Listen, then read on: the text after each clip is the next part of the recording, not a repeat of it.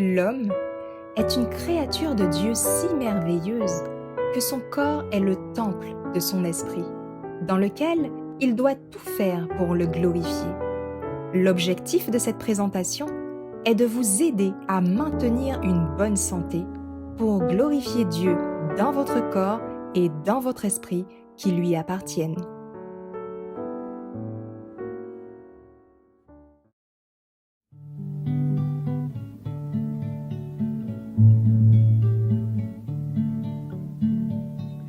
Pécheur, je voudrais te guérir. J'ai vu tes larmes, ta souffrance, mais pour avoir la délivrance, il faut apprendre à m'obéir. Voici, je me tiens à la porte, je suis ton maître et ton sauveur. La paix, le bonheur, je t'apporte. Ne veux-tu pas m'ouvrir ton cœur? Tu sais que je suis né pour toi, que pour toi j'ai donné ma vie. Ton cœur est-il hôtellerie, sans place même pour son roi? Souvent, année après année, chez toi j'ai frappé mais en vain. Voici le soir de la journée, ne veux-tu pas m'ouvrir enfin? N'as-tu donc pas besoin de moi quand autour de toi tout chancelle? Mais aujourd'hui, viens sous mon aile, je serai tout, oui tout pour toi. Le temps rapidement t'emporte. Pourquoi renvoyer à demain? Trop tard, un jour devant ma porte, tu frapperas peut-être en vain. Si tu n'as pas besoin de moi, écoute, obéis sans comprendre. Jusqu'à quand devrais-je attendre? Ton Seigneur a besoin de toi. Voici, je me tiens à la porte, je suis ton maître et ton sauveur. La paix, le bonheur, je t'apporte. Ne veux-tu pas m'ouvrir ton cœur? Pour commencer, nous allons prier. Père éternel, permets que ce moment que nous allons avoir puisse se dérouler pour ta gloire et selon ta volonté. Aide-nous, Père, à retenir ce que nous allons voir ensemble. Nous avons besoin de ta présence, Père, car sans ton aide, nous ne pouvons rien faire de bon. Et nous t'avons prié au nom de Jésus. et pour ta gloire. Amen. Alors, maintenant, nous allons vous rappeler les 2 versets de base de ce moment. En premier lieu, Psaume 119, versets 9 à 11, puis 3 Jean 2. Psaume 119, versets 9 à 11. Comment le jeune homme rendra-t-il pure sa voie? C'est en y prenant garde selon ta parole. Je te cherche de tout mon cœur, ne me laisse pas égarer loin de tes commandements. J'ai serré ta parole dans mon cœur, afin de ne pas pécher contre toi. Amen. 3 Jean 2. Bien-aimé, je souhaite que tu prospères à tous égards et sois en bonne santé, comme prospère l'état de ton âme. Amen. Anatomie et physiologie, chapitre 42. Intestin grêle et gros intestin. Partie 1. Absorption. La digestion mécanique et chimique dans l'estomac génère le chyme. Les mouvements péristaltiques propulsent le chyme dans le duodénum de l'intestin grêle par le biais du sphincter pylorique. Des projections semblables à des doigts, des villosités tapissent la paroi interne de l'intestin grêle. Elles sont responsables de la majeure partie de l'absorption des nutriments issus de la nourriture ingérée. Dans l'intestin grêle, les nutriments du chyme sont dégradés encore davantage par des sécrétions provenant des organes. Dans chaque villosité, on observe des vaisseaux chylifères du système lymphatique dans lesquels passent les acides gras et des lits capillaires du système circulatoire dans lesquels s'acheminent les autres nutriments. L'eau et les autres substances du chyme non assimilées sont acheminées vers le gros intestin à des fins d'absorption, de digestion ou d'élimination ultérieure. Partie 2. Structure de l'absorption. Le chyme passe de l'estomac au duodénum où débute l'absorption des nutriments. Les plis circulaires des parois de l'intestin grêle et de minuscules proéminences, les villosités, accroissent la surface disponible pour le processus d'absorption. Ce qui n'a pas été absorbé dans l'intestin grêle est acheminé dans le gros intestin. Estomac, duodénum, plis circulaires, gros intestin. Partie 3. Vascularisation intestinale. Les intestins sont alimentés en sang oxygéné provenant des branches des artères mésentériques inférieures et supérieures et drainés par les veines correspondantes. Artère mésentérique supérieure, artère mésentérique inférieure, veine mésentérique supérieure, veine mésentérique inférieure. Partie 4. Intestin grêle. Le duodénum, le jéjunum et l'iléum constituent les différentes régions de l'intestin grêle. Dans l'intestin grêle, la dégradation des nutriments du chyme se poursuit grâce aux sécrétions provenant des organes. Les cellules présentes sur la paroi intestinale prennent ensuite le relais. Les nutriments sont alors digérés davantage par les enzymes intracellulaires. Duodénum, jéjunum, iléum. Partie 5. Histologie de l'intestin grêle.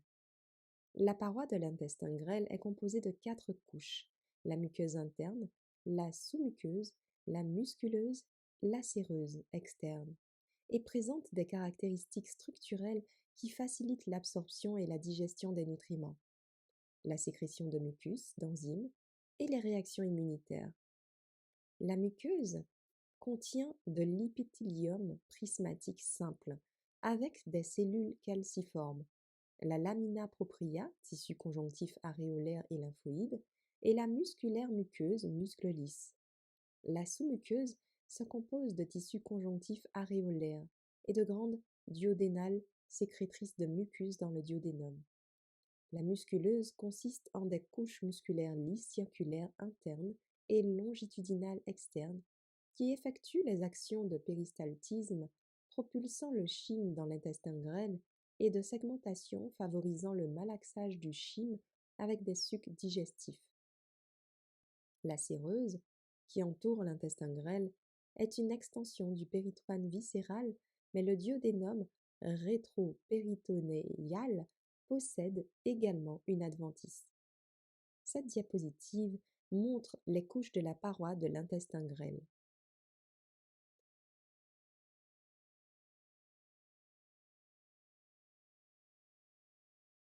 Des caractéristiques structurelles et distinctes dans la muqueuse et la sous-muqueuse de l'intestin grêle en favorisent les fonctions digestives et immunitaires.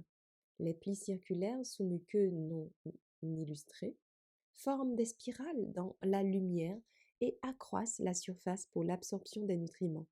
Ils ralentissent le mouvement du chyme, laissant du temps pour la digestion. Les villosités, muqueuses digiformes, augmentent encore davantage la surface, facilitant la diffusion des nutriments à travers l'épithélium prismatique simple en direction des capillaires sanguins et lymphatiques. Des extensions cytoplasmiques ou microvillosités constituent la bordure en brosse sur les membranes apicales des cellules absorbantes. Ainsi, elles accroissent leur surface aux fins de l'absorption des nutriments et contiennent des enzymes de la bordure en brosse qui facilitent la digestion. Entre les villosités se trouvent des glandes intestinales ou cryptes qui contiennent des cellules épithéliales glandulaires sécrétant du suc intestinal, des cellules calciformes sécrétant du mucus, des cellules panettes sécrétant des agents antimicrobiens, des cellules entéro-endocrines sécrétant des hormones dans la circulation sanguine et des cellules souches qui remplacent les cellules épithéliales à intervalles de quelques jours. La lamina propria contient des follicules lymphoïdes et des nodules appelés plaques de Peyer qui empêchent les bactéries intestinales et les pathogènes de pénétrer dans la circulation sanguine. Les glandes duodénales ou glandes de Brunner, présentes dans la sous-muqueuse duodénale, sécrètent un mucus alcalin qui neutralise l'acide gastrique dans le chyme. Cette diapositive montre la muqueuse et la sous-muqueuse de l'intestin grêle et l'épithélium qui revêt les villosités duodénales. Partie 6. Le gros intestin. Le côlon, le cæcum, l'appendice, le rectum, le canal anal composent le gros intestin. Cæcum, côlon, appendice, rectum, canal anal. Partie 7. Région du côlon. Le côlon ascendant, le côlon transverse, le côlon descendant et le côlon sigmoïde composent les régions du côlon. Côlon ascendant, côlon transverse, côlon descendant, côlon sigmoïde. Partie 8. Ténia coli. Les ténia coli correspondent à des bandelettes musculaires longitudinales parcourant la surface externe du côlon. Ces bandelettes se contractent pour produire des ostracions, des bosselures. Les contractions australes propulsent le chyme d'une bosselure à l'autre, en mélangeant le contenu. Ténia coli. Côlon. Partie 9. Gros intestin. Les phases de la digestion, l'absorption et le processus d'élimination ont lieu dans le gros intestin. Le chyme quitte l'iléum de l'intestin grêle par la valve iléo-cécale et rejoint le côlon. Les bactéries dégradent les glucides et les autres substances du chyme. Les bactéries libèrent également des vitamines, comme les vitamines B et K, qui sont absorbées par le côlon. Le péristaltisme et le brassage austral acheminent le chyme dans le côlon. L'eau est absorbée et les matières non digérées se compactent sous forme de sel. Le réflexe de défécation permet d'évacuer les fécets du rectum.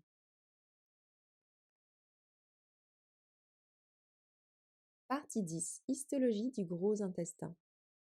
La paroi du gros intestin est composée de 4 couches, la muqueuse interne, la sous-muqueuse, la musculeuse, la séreuse externe ou adventice, et présente des caractéristiques structurelles qui facilitent l'absorption de l'eau, la sécrétion de mucus et la formation de passage des matières fécales. La muqueuse est composée d'épithélium, de la lamina propria, tissu conjonctif aréolaire et lymphoïde, et de la musculaire muqueuse, muscle lisse. La sous-muqueuse est composée de tissu conjonctif aréolaire. La musculeuse consiste en une couche de muscles lisses circulaires interne et une couche de muscles lisses longitudinales externes incomplètes qui s'unissent en 3 ténia coli distincts. Des bandes de fibres épaisses qui parcourent la longueur du gros intestin et forment des poches portant le nom de ostration lorsqu'elles se contractent. Les appendices épiploïques, de petites poches de péritoïne viscérales remplies de graisse, sont suspendus au ténia coli. Le cécum, le côlon transverse et le côlon sigmoïde sont entourés d'une séreuse composée de péritoine viscérale. Cependant, le côlon ascendant et le côlon descendant rétropéritonéaux, le rectum et le canal anal présentent également une adventice sur leur surface postérieure. Cette diapositive montre les couches de la paroi du gros intestin. Partie 10. Histologie du gros intestin. Comme l'intestin grêle, la majeure partie du gros intestin est tapissée d'épithélium prismatique simple. Une exception, le canal anal, qui est revêtu d'épithélium squameux stratifié, protège la paroi de l'organe de l'abrasion. Étant donné qu'une absorption de moindre importance a lieu dans le gros intestin, ce dernier ne possède pas les plis circulaires et les villosités qui accroissent la surface de l'intestin grêle.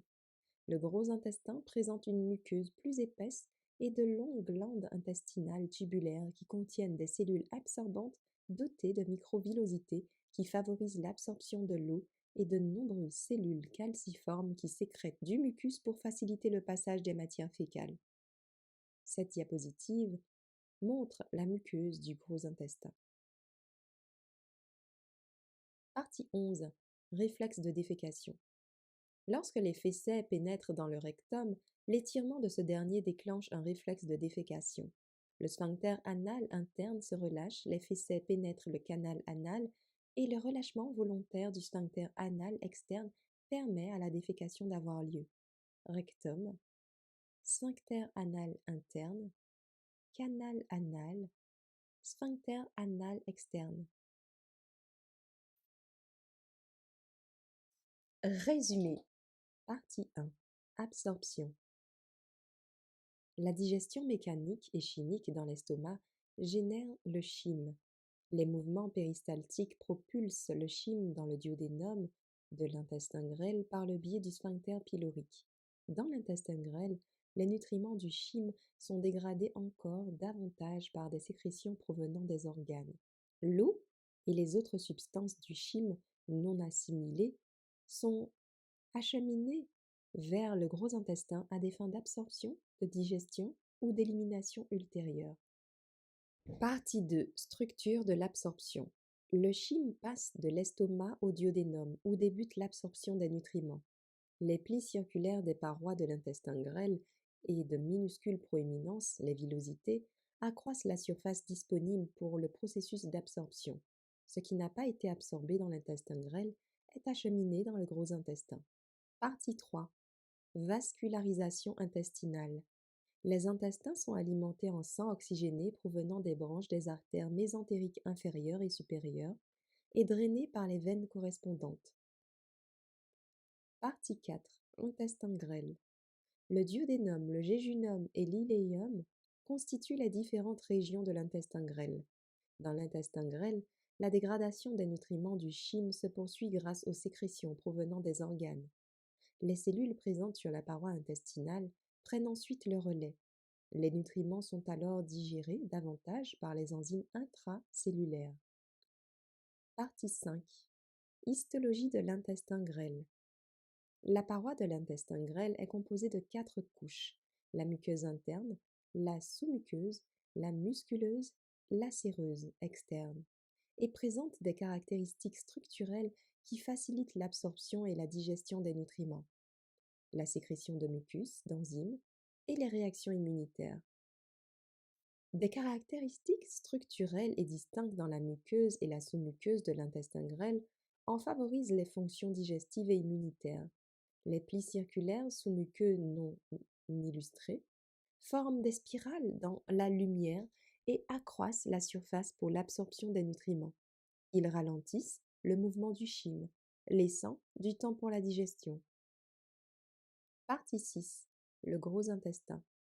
Le côlon, le cécum, l'appendice, le rectum, le canal anal composent le gros intestin. Partie 7. Région du côlon. Le côlon ascendant, le côlon transverse, le côlon descendant et le côlon sigmoïde composent les régions du côlon. Partie 8. Ténia coli.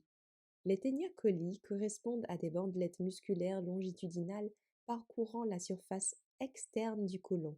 Ces bandelettes se contractent pour produire des ostracions, des bosselures. Les contractions ostrales propulsent le chyme d'une bosselure à l'autre, en mélangeant le contenu. Partie 9. Gros intestin. Les phases de la digestion, l'absorption et le processus d'élimination ont lieu dans le gros intestin. Partie 10. Histologie du gros intestin. Les appendices épiploïques, de petites poches de péritoïne viscérales remplies de graisse, sont suspendus au ténia coli. Le cæcum, le côlon transverse et le côlon sigmoïde sont entourés d'une séreuse composée de péritoine viscérale.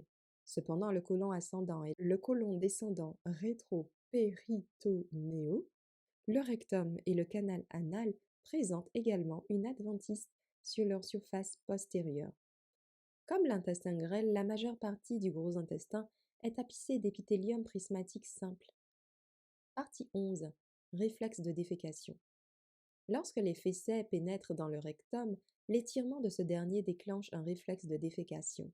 Le sphincter anal interne se relâche, les fécets pénètrent le canal anal et le relâchement volontaire du sphincter anal externe permet à la défécation d'avoir lieu. Si vous avez des questions concernant cette présentation, n'hésitez pas à nous les faire parvenir en écrivant à info@lerest.org.